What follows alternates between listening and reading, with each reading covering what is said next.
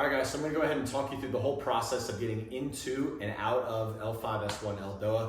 This is an exercise that has saved my back before, saved a lot of my clients' backs, and so it's a really important and a really good one to do after all of your lower body training to help decompress the last joint in your spine before you get to your pelvis, right? This is a joint that takes a lot of stress from sitting and all these things, so let's go ahead and get into it. So the way I want you to get into this is right or left, doesn't matter to me, but I'm putting my right hip up against the wall.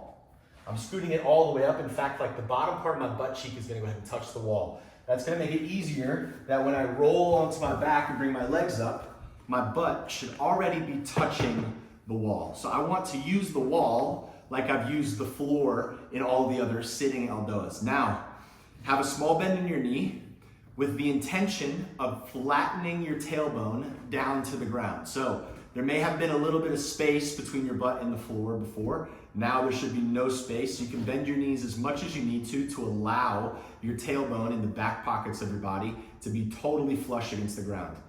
Now as I breathe, I'm gonna try to breathe my hips into the wall.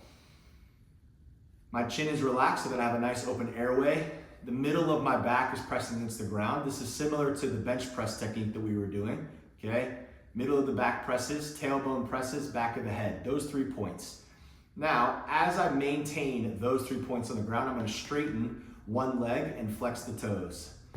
My goal here is to create tension in my leg. You can think about it like the fabric on my pants, to stretch the fabric without this hip lifting off the ground. So I still wanna maintain my right hip down into the floor as I push my heel up to the sky, and I maintain those 3 points of contact on my spine. Every time I add a little piece of tension, like I'm about to add my left leg, it's gonna wanna make something else give way. It's gonna wanna make something else quit. So I need my tailbone down, and now I'm reaching both heels, middle of my spine down, and my head is against the floor. Breathing and lengthening my body. As I push my heels towards the sky, I wanna also push my tailbone down, creating a nice tug of war. Now I can reach both hands up, spread the fingers like Spider-Man, and rotate.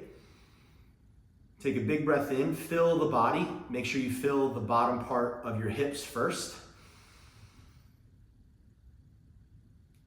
And now I bring both arms overhead to a place where I know I can keep them even and I find good tension in my shoulders and my ribs. If I bring my arms too far low, okay, I get a little bit of flaring in my ribs and I get a little bit of pinch in my shoulder. So all things we're working on, but I want to be in a place where I can secure a good posture, keep good tensions, and breathe and reach. The goal here is to decompress my back. So I'm pushing my legs towards the ceiling as I pull my toes down, and I'm flattening my hips on the ground as I lengthen my body through my arms. Once I'm done, I'm gonna release one arm at a time, and then relax one leg at a time. I can stay here for as long as I need to, and then I'm gonna bring both legs together, I'm gonna roll off the wall back to how I started. That is L5S1 Eldoa. You're gonna hold that final position for 1 minute. After that 1 minute, you'll easily come out of that.